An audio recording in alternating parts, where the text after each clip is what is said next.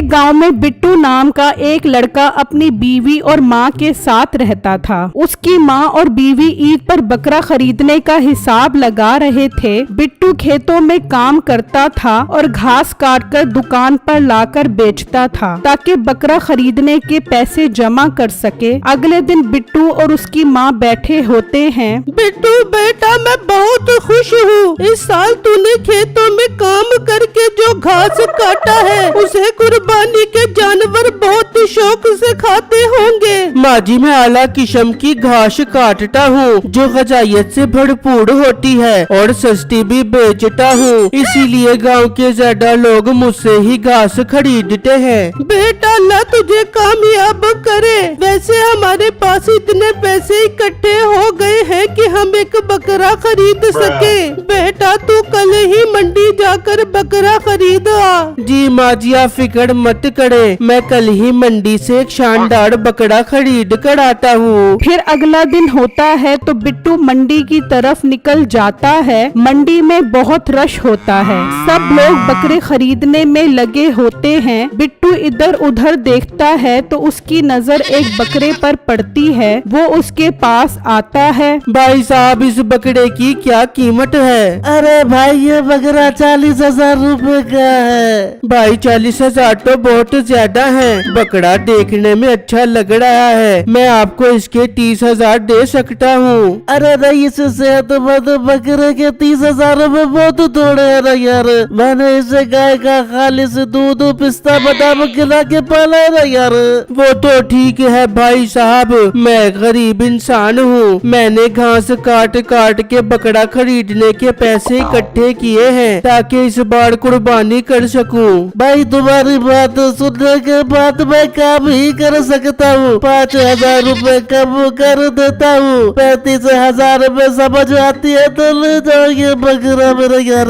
ठीक है भाई, मुझे मंजूर है। 35,000 में हमारा सौदा पक्का हुआ। बिट्टू बकरे के मालिक को 35,000 दे देता है और बकरा लेकर घर आ जाता है, जिसे देखकर बिट्टू की माँ और बीवी बहुत खुश होते हैं। उसी गांव में मीठा और उसकी बीवी नसीबो कैंची रहते थे। मीठे, इस साल कुर्बानी का क्या करना है? गांव के सब लोग ईद के लिए जानवर खरीद के आ गए हैं। हमारे घर बकरा कब आएगा? बेगम, जानवर खरीदने के पैसे कहाँ से लाऊं? मेरे पास बकरा खरीदने के तो क्या, मुर्गी खरीदने के भी पैसे नहीं हैं। मीठे, तू परेशान क्यों होता है? मेरे जहन में कमाल का आइडिया है। तू इस बार कसाई बन जा, बस कुछ ही दिन की तो बात है मीठे।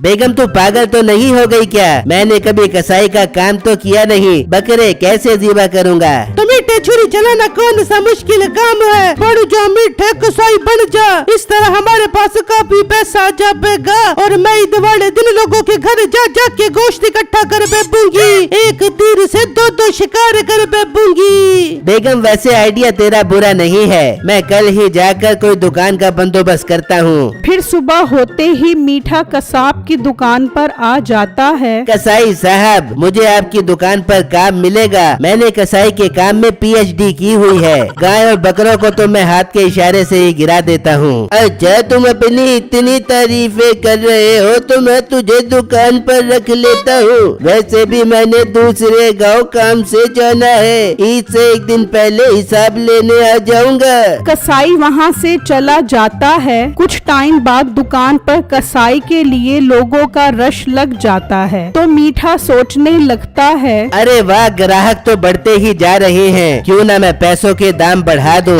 इस तरह अच्छे खासे पैसे बन जाएंगे। फिर अगला दिन होता है तो एक ग्राहक मीठे के पास आता है। मेरे बेटे ने पूरे 2 लाख की गाय खरीदी है। भाई साहब, मुझे एक अच्छा कसाई चाहिए। ये बताओ, गाय अच्छे से ज़िबा कर लोगे? और गाय ज़िबा करने का रेट भी बता दो। आप फिक्र ही मत करो, मैं तो गाय को हाथ के इशारे से ही गिरा देता हूँ और उसकी छोटी छोटी बोटियाँ बनाता हूँ। काम अच्छा होगा आपका सिर्फ और सिर्फ 25,000 रुपए में। अरे भाई, रेट तो कुछ कम करो, तुम्हारा रेट तो आसमान से बातें कर रहा है। आप भी क्या याद करोगे? 20,000 रुपए दे देना, इससे 1 रुपया भी कम नहीं नहीं हो सकता। अगर इस रेट की समझ नहीं आती तो कोई और कसाई ढूंढ लो। ठीक है, मैं एडवांस 20,000 रुपए दे देता हूँ, पर ईद के पहले दिन कुर्बानी करनी है, इसलिए टाइम से आ जाना सुबह सवेरे। फिर पैसे देकर वो ग्राहक वहाँ से चला जाता है और इस तरह ग्राहकों का आना जाना लगा रहता है। मीठा सबसे एडवांस में पैसे पकड़ता रहता है। इस तरह शाम हो जाती है। मीठा दराज देखता है तो वो पैसों से भरी होती है। मीठे के दिल में लालच आती है। यार, अगर कुर्बानी करने के इतने पैसे मिल रहे हैं तो इन जानवरों को चोरी करके बेचने के कितने पैसे मिलेंगे।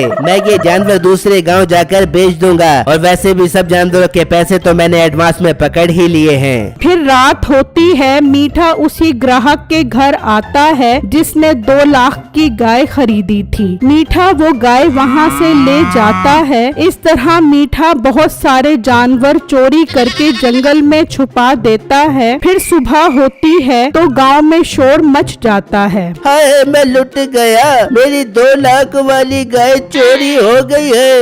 हाय हाय, मेरी बकरी को भी नहीं छोड़ा, वो भी चोरी हो गई है। बिट्टू उसी गांव में घास बेचने आता है तो ये सब देखकर हैरान हो जाता है। तभी बिट्टू के पास एक आदमी आता है। भाई, अब मुझे घास नहीं चाहिए, कोई मेरा बकरा चोरी करके ले गया है, मैं लुट गया।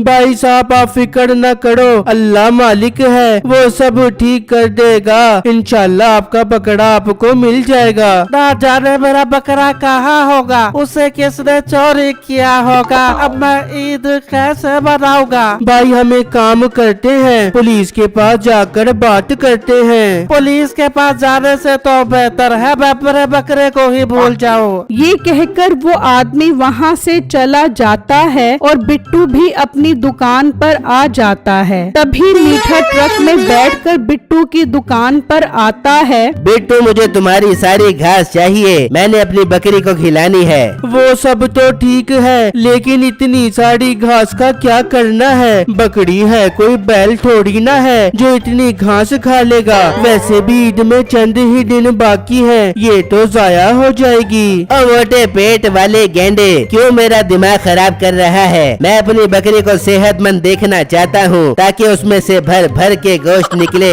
मोटे, वैसे भी तुझे पैसों से मतलब होना चाहिए, जो कि मैं तुझे दे रहा हूँ। जल्दी से सारी घास मेरे ट्रक पे डाल दे, मुझे और भी जरूरी काम से जाना है। बिट्टू मीठे की बातें सुनकर शक में पड़ जाता है। यार, ये मीठा भाई इतनी सारी घास का क्या करेगा? और ये पैसे देने की बात भी कर रहा है। इसके पास कहाँ से इतना पैसा आ गया, मुझे पता लगाना पड़ेगा। बिट्टू ट्रक में घास लाद देता है और खुद भी उसमें छुप जाता है। फिर ट्रक चल पड़ता है और थोड़ी देर बाद ट्रक जंगल में आकर रुकता है तो बिट्टू देखता है सब गांव वालों के जानवर वहाँ होते हैं। अच्छा, तो ये सारे जानवर मीठे ने चोरी किए हैं। कितनी गलत बात है, मुझे गांव वालों को बताना होगा इससे पहले कि ये सब जानवरों को बेच दे। बिट्टू जल्दी से वहाँ से निकलता है और गांव आकर सब लोगों को सारी बातें बताता है। ये सुनकर सब गांव वालों को बहुत गुस्सा आता है और वो पुलिस को लेकर जंगल पहुँच जाते हैं। मीठा जानवरों को घास खिला रहा होता है। अच्छा, तो तू चोर है, शर्म नहीं आती तुझे कुर्बानी के जानवर चोरी करके? पुलिस भाई, मैंने ये जानवर चोरी नहीं किए, मैं तो यहाँ से गुजर रहा था तो ये जानवर नजर आ गए, सोचा इन्हें घास डाल के नेकी ही कमा लूं। अच्छा, गलत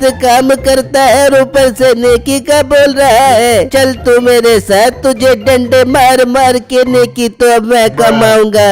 पुलिस भाई, मीठे को हम गांव वाले सजा देना चाहते हैं। इसे ईद से पहले जानवरों के साथ बांध देंगे ताकि ये ईद तक चोरी ना कर सके। फिर सब गांव वाले मीठे को जानवरों के साथ बांध देते हैं। मीठे के लिए ये सबसे अच्छी सजा थी।